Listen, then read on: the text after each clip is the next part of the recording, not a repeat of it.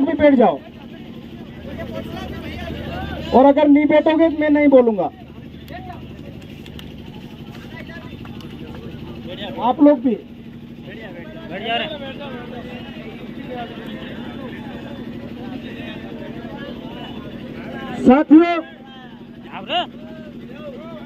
साथियों, आप सभी को जय जोहार, जिंदाबाद। और आज हम लोग एक जिसके घर में कोई 28 साल का युवा मर जाता है, उसकी हत्या हो जाती है, उस परिवार को हम आज संबल देने आए हैं, उसकी लड़ाई लड़ने आए हम लोग। इसलिए आप सबको मैं कहना चाहता हूं, आप सबको मैं एक बात बताना चाहता हूं कि और यहाँ के जो कलेक्टर महोदय हैं, उनसे भी मेरा एक सीधा सवाल है कि एक कलेक्टर के होते हुए, एक एसपी के होते हुए, एक आबकारी जिला अधिकारी होते हुए उन गुंडों की औकात कैसे होगी उनको दौड़ा दौड़ा के मारने की? तुम लोग क्या चूड़िया पहन के बैठे थे? और ये आदिवासी संवैधानिक रूप से लड़ रहा है, अच्छी बात है, वरना दौड़ा दौड़ा के कला वो करने की हमारी एक वो आदत है, हमारी लाइन है वो। हम लोग संवैधानिक रूप से लड़ रहे हैं, हम लोग अनुशासित रूप से लड़ रहे हैं, हमारे सब्र की इंतहा ना ली जाए। और मैं यहाँ के कलेक्टर महोदय को कहना चाहता हूँ, यहाँ के शासन प्रशासन से कहना चाहता हूँ कि यहाँ का जो ठेकेदार है उसको तत्काल उस पर एफआईआर करे और उसका लाइसेंस निरस्त कर उसकी दुकान हटाए यहाँ से। हम लोग निवेदन करने आए, अभी हम लोग अपनी मांग मनवाने आए, और सुना है कि 30 तारीख को माननीय मुख्यमंत्री भी आ रहे हैं। आज अगर वो दिनेश भाई आदिवासी नहीं होता, हम लोग जातिवादी लोग नहीं है, हम किसी एक जाति की बात नहीं करते हैं, लेकिन जब जातिवादी हमको दिखती है तो हम जिस कौम से आते हैं उस कौम की बात रखने का अधिकार हमको भी है। आज अगर दिनेश भाई आदिवासी नहीं होता, गैर आदिवासी होता, तो गृह मंत्री, मुख्यमंत्री और तमाम सरकार के जितने भी नेतागण हैं, वहां पर जैसे सुमेर भाई ने बोला विधवा विलाप कर रहे होते, वहां पर लाइन बन जा जाके उनको हौसला दे रहे होते।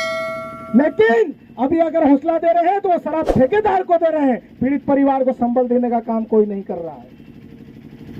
और साथियों, यहाँ पर हत्या हो जाती है, और ये खरगोन जिले में पहली हत्या नहीं है, उसका पहले भी हत्याएं हुई है।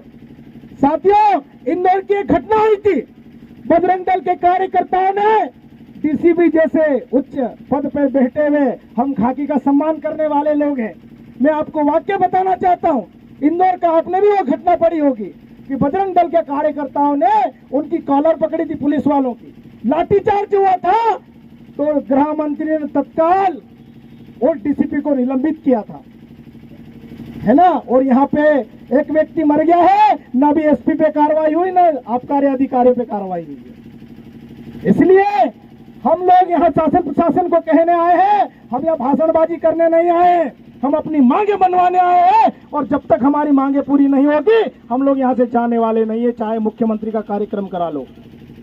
और अगर हमारी मांगे पूरी नहीं होती है तो हम मुख्यमंत्री जी को भी यहाँ पर बताएंगे, और अभी तो कम है, जिस दिन मुख्यमंत्री आएगा इससे 4 गुना लोग और आएंगे। यह आदिवासी समाज का युवा अब जाग चुका है। कब तक हमारे लोगों को डराओगे, कब तक लोग हमारे लोगों को मारते रहोगे? और ये जो गुंडे लोग हैं जिनके हौसले हैं, उनके हौसले इसलिए बढ़ रहे हैं क्योंकि यहाँ के एसपी महोदय चूड़िया पहनकर शायद बैठे हुए हैं।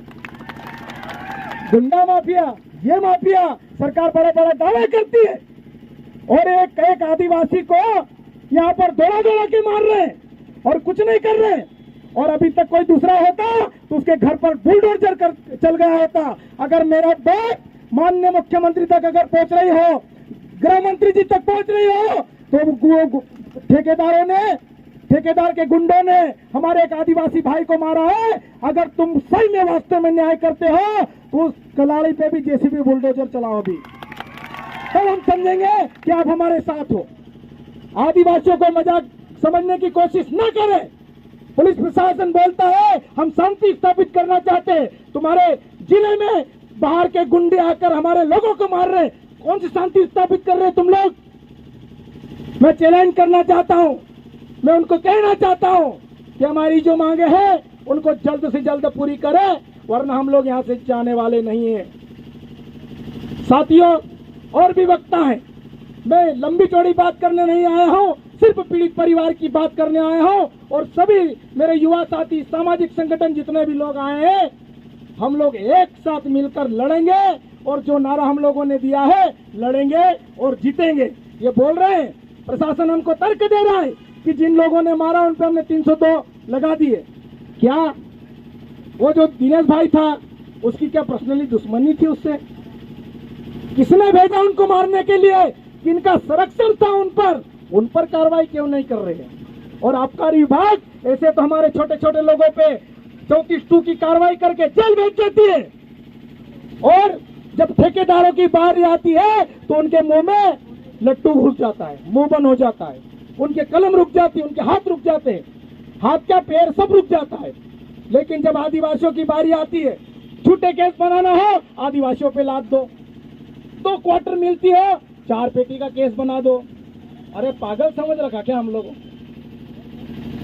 इसलिए यहाँ के आबकारी अधिकारी भी हटना चाहिए, उनको भी यहाँ से तत्काल हटाकर निलंबित करना चाहिए। जितने दोषी वो मारने वाले हैं उनसे कहीं ज्यादा दोषी यहाँ का आबकारी अधिकारी है, शर्मा तिवारी जो भी नाम है। और हमारी मांगे मनवा कर जाएंगे। यहाँ के कलेक्टर महोदय हमको हल्के में ले रहे हैं, उनसे सवाल जो आप करेंगे, जैसे कि दादा ने बताया, दयाराम ठाकुर दादा ने बताया, कलेक्टर कोई हमारा बॉस नहीं है, वो हमारा नौकर है और हम लोग मालिक लोग बैठे हैं। तो हम लोग अपनी बात मनवा कर जाएंगे, हम लोग सब मिलकर लड़ेंगे। साथियों, ये लड़ाई सिर्फ खरगोन जिले वालों की नहीं है, ये लड़ाई पूरे आदिवासी समुदाय की है। और खरगोन प्रशासन को मैं चैलेंज भी करना चाहता हूँ, निवेदन भी करना चाहता हूँ कि अभी हमारे कुछ जिलों से लोग आए हैं, राजस्थान वाले भी आ सकते हैं, गुजरात वाले भी आ सकते हैं, महाराष्ट्र वाले भी यहाँ आ सकते हैं। तो समझिए हमारी बात को, हम निवेदन करना चाहते हैं आपसे, हम मांग मांगने आए आपसे, तो हमारी मांग को मानिए, पीड़ित परिवार को न्याय दीजिए। और माननीय मुख्यमंत्री जी, आप 2 दिन बाद या 3 दिन बाद खरगोन आ रहे हैं, तो अगर आप में आदिवासियों के प्रति भावना है तो परिवार को 1 करोड़ का चेक देंगे, उसको वहीं से हाथों हाथ एक परिवार को नौकरी देंगे और वहीं से यहाँ के एसपी को हटाएंगे, यहाँ से के कलेक्टर को हटाएंगे और यहाँ के आबकारी अधिकारी को बैठाएंगे।